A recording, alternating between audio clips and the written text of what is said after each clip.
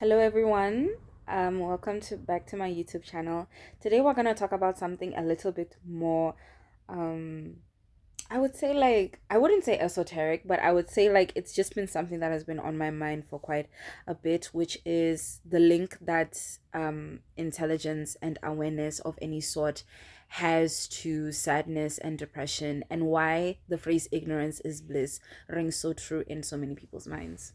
The most part, I've always wondered like why is it that like people are so like privy to the reality of like, oh, being ignorant means that like you don't have to like acknowledge the like the ills of the world, and I want to be happy and all that stuff.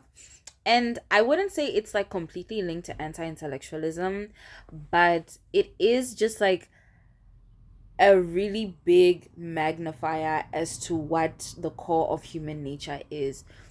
I have noticed that like people who are very keen to making sure that like they don't really dig deep into things, like that it's not that deep crowd, follow this philosophy, because it's stressing yourself over why things the way that they are is sort of exhausting, I will admit, because then it forces you to sort of account for forces that you were it was just easier for you to just explain away as like some sort of like mystery and whatnot. But then now like you have evidence of it being there, and now you have to question like the whole structure of what you were born with and born into, as well as whether or not that structure was a helpful, or b even like worth the hype, or like even like conducive of anything productive in society, which is like kind of crazy. I think the biggest example is the idea of faith, religion, as well as secular um spirituality as a whole.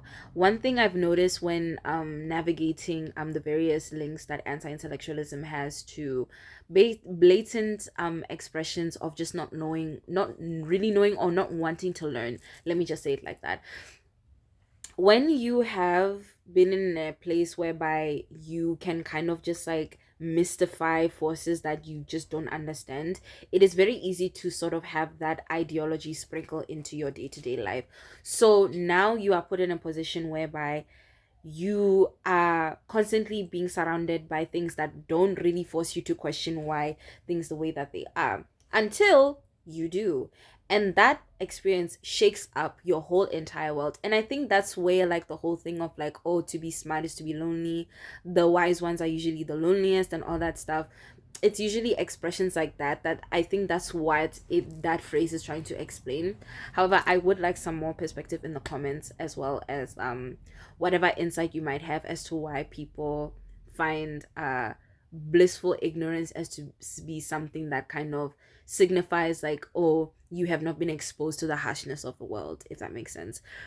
I think the biggest example of this concept as a whole that like I'm putting out in this video is also like the way we sort of like fetishize the innocence of children, because children aren't really aware of like social hierarchies, structures, influences, and all that stuff. One, they're not really aware of societal standards. They are just mimicking the adults around them, the caretakers, as well as surviving in an environment that they were just born into. They know nothing else, so they are just learning as they go through trial and error.